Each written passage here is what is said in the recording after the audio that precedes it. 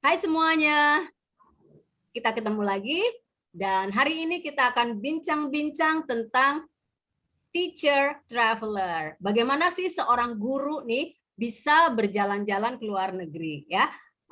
Kita akan kenalan dulu dengan teacher Ibu Safitri Harun MPD. Selamat sore Ibu.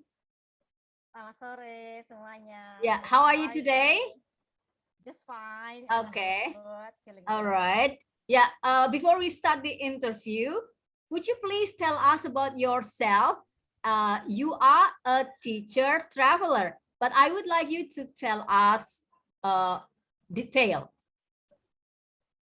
Okay, I am Savitri Arun. Just like Ibu Asti already said, I am a teacher at SMKN 39 Jakarta in Central Jakarta. Yes, of course, I am teaching English ya. Jadi saya guru bahasa Inggris juga. Saya mengajar di SMK Negeri 39 Jakarta. I am a mother. I am a self-government government service ya. Saya PNS di SMK 39 Jakarta itu. Seorang ibu 2 anak. Ya, with 2 sons dengan 2 orang anak laki-laki. Okay. Iya. That's all about me. Ya. Oke, baik ya. Tapi Ibu nih pengalaman jalan-jalan ke luar negerinya banyak gitu ya. Dulunya apa sih yang memotivasi Ibu sehingga Ibu bisa jalan-jalan ke luar negeri, Bu? Waktu saya kuliah S1 ya, saya tuh dapat pelajaran CCU, Cross culture understanding ya. Ya. Di situ ada dosen saya namanya Prof. Agustiar Sahnur. Dia itu lama di luar negeri, pengalamannya banyak. Jadi pada saat mata kuliah beliau itu saya senang sekali duduk di depan. Jujur aja, suka gitu. Jadi dia tuh mengajarkan kuliah itu based on his own experience, pengalaman-pengalamannya dia di sana, di negara-negara English speaking countries, ya kan, dia kunjungin bagaimana di Inggris, bagaimana di Amerika, di Kanada, seperti itu. Jadi dia banyak seperti itu. Bagaimana kalau yang dicerita tuh musim salju itu kita harus ganti bannya itu berbeda dengan ban biasa. Pokoknya I was so excited gitu. Kayaknya saya tuh terimpress banget dengan cerita-cerita beliau. Nah, at that time itulah I comment to myself ya, saya notice kan di pikiran saya, kayaknya saya suatu saat nanti nih harus menjajaki kaki di negara-negara yang beliau ceritakan, atau setidaknya di negara musim yang sama seperti yang beliau ceritakan itu nih, saya pengen cobain nih gitu. Oh iya. Nah, itulah yang memark up ya di pikiran saya itu kan. Ya. Jadi saya harus. Jadi intinya adalah waktu itu Ibu pernah punya mimpi ya, dan sekarang dreams come true ya.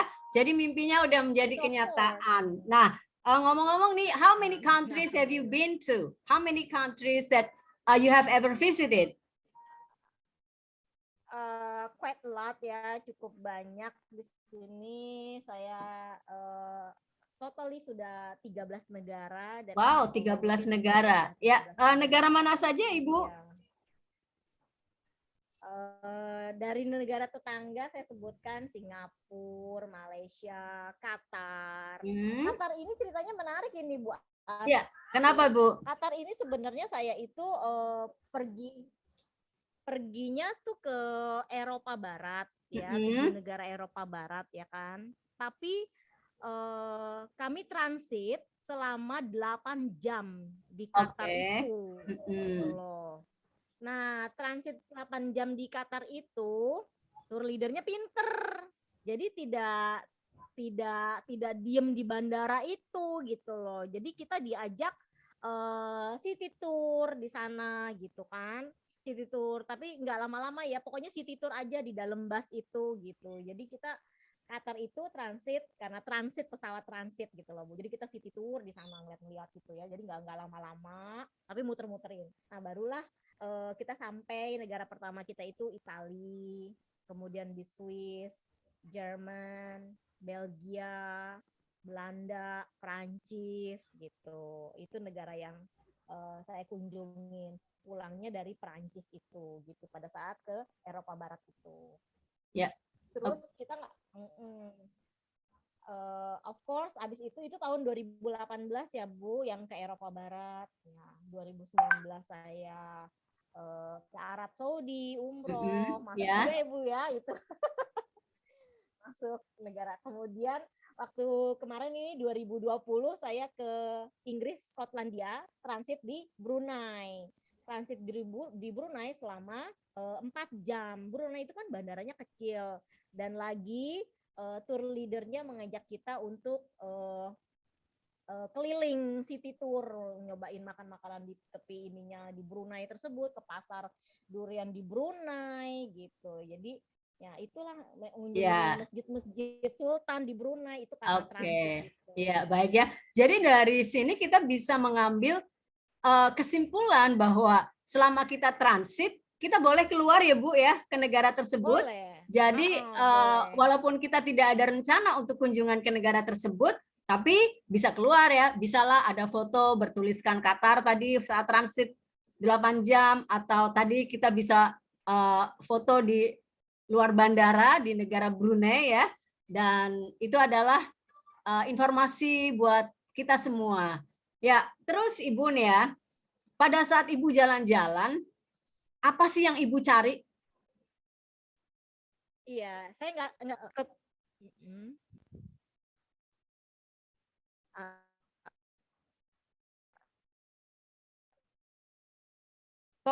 Ya, Ibu ngurusnya sehingga masih nge-lag Bu. Sudah. Saya Oke. tidak tahu bagaimana ketua tour leader kita mengurusnya sehingga bisa kita keluar untuk singgah jalan-jalan di city tour itu bisa gitu. Ya, oke. Nah, pengalaman yang Ibu dapat atau manfaat yang Ibu dapat dari melakukan perjalanan ke beberapa negara ini apa, Bu? Terutama sebagai profesi guru ya. Banyak ya Bu ya, yang saya dapat, of course saya bisa mempelajari their custom, budaya mereka di situ, kebiasaan mereka di situ, terus related dengan profesi saya sebagai guru bahasa Inggris. Again, lagi saya bisa menceritakan pengalaman saya ini kepada anak didik saya, baik dalam materi misalkan tentang bagaimana cara introducing di sana tuh bagaimana, nggak harus selalu dijawab dengan I'm fine, thank you segala macam gitu. Terus bagaimana cara kita memberikan pendapat atau kita bertanya di sana tuh bagaimana. Terus kebudayaan mereka yang selalu on time itu banyak saya selipkan seperti itu. Jadi dan murid-murid saya suka sekali mendengar itu gitu. Dia tuh juga sama seperti saya kuliah dulu, ter-amaze gitu loh. Oh ya. Dengan cerita-cerita tersebut gitu. Ya, kalau misalnya ada orang asing ya datang ke Jakarta atau ke Indonesia, dia kadang-kadang mengalami culture shock ya, kaget akan budaya kita atau kaget akan lingkungan di Jakarta atau di Indonesia. Lihat kemacetan seperti itu, kaget. Lihat banyaknya motor di Jakarta, kaget. Ibu ngalamin nggak waktu di sana culture shock? Ibu pernah kaget nggak ketika sampai di sana? Wow, ternyata begini. Wow, ternyata begitu. Beda dengan negara kita. Culture shock apa yang Ibu alami pada saat itu, Ibu? Culture shock yang saya alamin pertama agak susah ya bertanya sama orang di sana, ya kan. It doesn't mean they don't want to answer, tapi mungkin lebih ke apa ya, lebih ke hati-hati seperti itu ya terhadap stranger gitu ya sepertinya. Tapi ada juga beberapa yang ramah langsung menjawab kita ya kan, itu bisa ada juga beberapa seperti orang Indonesia umumnya. Yang kedua ya makanan, of course ya kan, makanan yang tidak selera dengan lidah kita ya, it's different gitu kan. Nah itu yang saya alami juga. Toilet Ibu, toiletnya itu benar-benar berbeda tidak seperti kita yang banyak air di sini ya, bebas gitu kan. Kalau mereka tidak ada air gitu. They just find the tissue aja gitu kan. Aduh, kita kan rasanya orang timur kurang gimana ya, kurang enak dengan kalau kita habis mohon maaf mengeluarkan hajat atau gimana dengan tisu kan kurang enak gitu. Jadi itu salah satu culture shock yang Nah, semua kan bisa diatasi, semua bisa disikapi. Bagaimana Ibu menyikapi atau mengatasi ketika makanan di sana nggak cocok, kan berhari-hari di sana. Kalau semua makanan nggak cocok kan agak berat juga, berhari-hari di sana kita makannya kurang atau nggak cocok, nggak selera. Ibu ada hal-hal atau tips yang bisa diberikan kepada kita bagaimana menyiasati atau menyikapi culture tentang makanan yang beda rasa gitu. Iya betul, bagus ya Bu pertanyaannya. Nah, sebelum berangkat itu kita di briefing ya kan oleh tour leader kita nih, maksudnya kepala rombongan kita. Kita suruh bawa magicom kecil untuk traveler. Itu ada kok banyak jual di S Hardware katanya gitu kan. Beli magicom kecil. Bawa beras Bu dari sini, bawa beras 2 liter gitu kan. Kan biasanya kita pergi itu selama 14 hari ya Bu ya, atau 2 minggu kan. Nah, bawa beras 2 liter.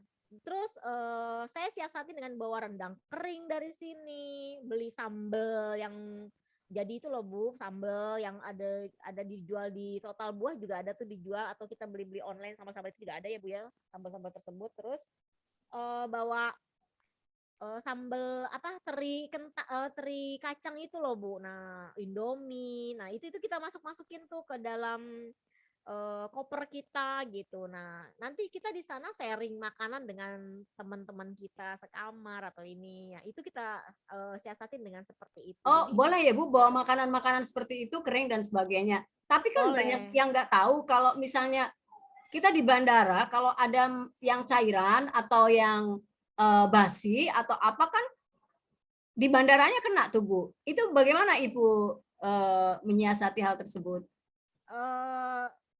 Cairannya kan kalau yang kena di bandara itu kan ada yang berapa mili gitu, ada kategorinya gitu loh. Makanya kita bawanya kan kecil-kecil gitu. Rendang juga kan dibikin dalam bentuk rendang kering. Terus kan juga kita lakbanin, kita bungkus gitu. Jadi tidak tercium atau gimana gitu. Oh iya. Sambal juga kita tutup dengan kantong plastik, kita lakbanin gitu. Oke, ya makasih tipsnya. Itu mengurangi itu ya homesick kita terhadap makanan kita gitu. Oh ya, oke, baik ya. Terus ada hal nih yang kita sebagai Muslim biasanya ketika di sana kan tetap kewajiban menjalankan sholat 5 waktu itu harus. Nah, kadang kan di sana juga tidak mudah untuk mencari musola ya. Ibu bisa menceritakan tentang hal yang berhubungan dengan sholat, jadwal waktu sholat dan sebagainya. Iya betul sekali Ibu, apalagi kita kadang-kadang tempat yang kita tuju itu masjidnya tidak ada gitu ya Bu ya, kalau mau ke masjid jauh gitu kan Bu ya. Jadi kita siasati subuh kita berangkat ya Bu ya dengan sholat, maksudnya kita sholat subuh di dalam hotel ya kan subuh. Arahnya bagaimana, kita ada aplikasi Kompas ya, kita bisa download di handphone kita, jadi arahnya bagaimana kita tahu. Terus kalau untuk zuhur dengan asar kita bisa sholat di dalam bis tersebut gitu. Seperti perjalanan jauh aja Bu, kita langsung jamaah aja gitu kan Bu ya, di dalam situ kita sholat gitu. Ya.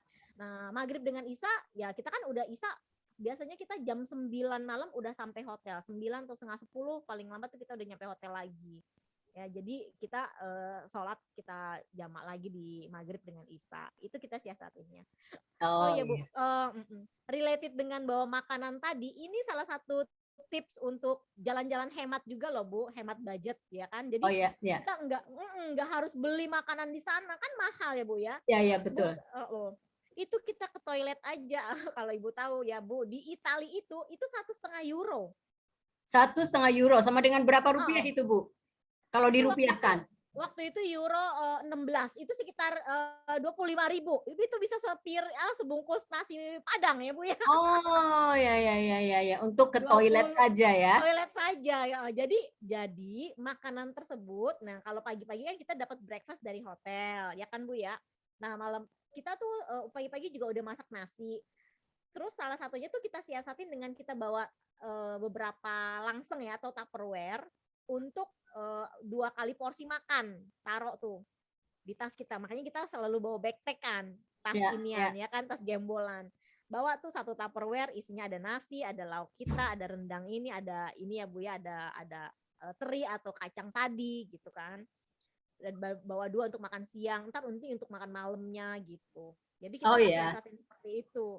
Jadi sehingga kita jalan-jalan hemat, nggak perlu makan banyak di tempat ini gitu loh. Iya. Hanya kita mau makan. Itu Tadi kan salah Ibu satunya juga jalan. bicara makanan, bicara budget nih. Ke luar negeri kan budgetnya juga besar ya. Pesawat, hotel, transportasi di sana, dan sebagainya ya. Untuk budget gimana Bu? Boleh nggak kita berbagi tentang budget? Boleh, boleh Bu. Kebetulan saya kan jalan-jalan itu dengan komunitas ya Bu ya. Jadi walaupun banyak kok Bu sekarang di IG-IG itu komunitas-komunitas jalan-jalan murah begitu Bu. Murah tapi tidak murahan, tidak menipu ya. Ada banyak di IG-nya seperti apa Backpacker Mania ya kan, itu namanya Raja Wali Travindo, dia punya PT-nya. Terus ada traveling Eropa, traveling Amerika, itu ada juga. Saya juga bagus-bagus mereka itu, amanah juga bagus ya kan. Nah itu Bu, kalau waktu saya ke Eropa Barat itu, yang 7 negara Eropa Barat itu budgetnya 24 juta udah sama hotel. Hotelnya bintang 3 4 ya Bu, 3 atau 4. Udah sama hotel, sudah sama pesawat, sudah sama di sana kita nanti pakai bus besar itu loh Bu, bis para kayak di sini para wisata coach. Jadi kemana-mana ada busnya gitu, udah dikoordinir di sana. Jadi ketika kita turun bandara udah disambut gitu sama busnya itu gitu. Bus inilah yang menemani kita ganti-ganti negara setiap ini gitu.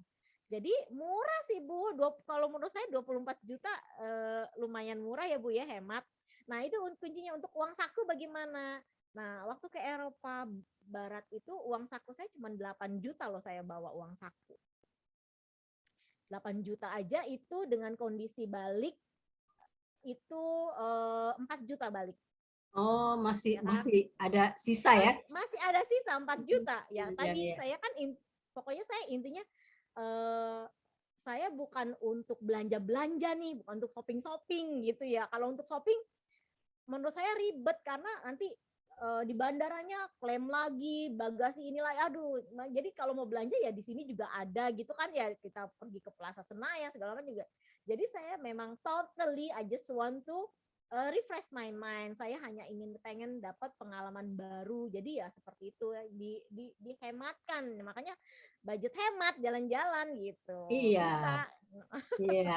Intinya kalau ada yang lagi jalan-jalan, itu tujuannya mereka adalah jalan-jalan. Jadi sebaiknya kita nggak usah minta oleh-oleh sama yang lagi jalan-jalan gitu ya. Benar, benar Bu. Karena jalan-jalan ya jalan-jalan, kita Jalan-jalan. Iya. nggak memikirkan beli-beli ya. Yang penting kita bisa Benar. berkunjung dan kita bisa melihat indahnya dunia lain ya. Betul Bu. Terus kita Iya, punya foto-foto, ya kan, untuk iya, arsip memori kita di sana. Kita udah pernah ke sini iya, gitu. Iya benar betul. Bu. Mm-mm. Terus negara mana yang paling berkesan buat Ibu? Yang paling berkesan itu Swiss ya Bu.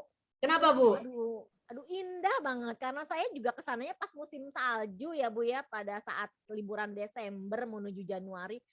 Aduh itu pokoknya amazing banget lah, view-nya bagus gitu. Bagus gitu. Tapi kalau untuk bangunan-bangunan sejarah tuh Scotland dia juga bagus-bagus banget gitu. Bagus. Ya. Terus kalau perjalanan ke sana nih Bu ya, kan di pesawat itu berjam-jam Bu ya. Kalau Ibu pernah nggak atau bagaimana tips Ibu untuk mengatasi jet lag ya?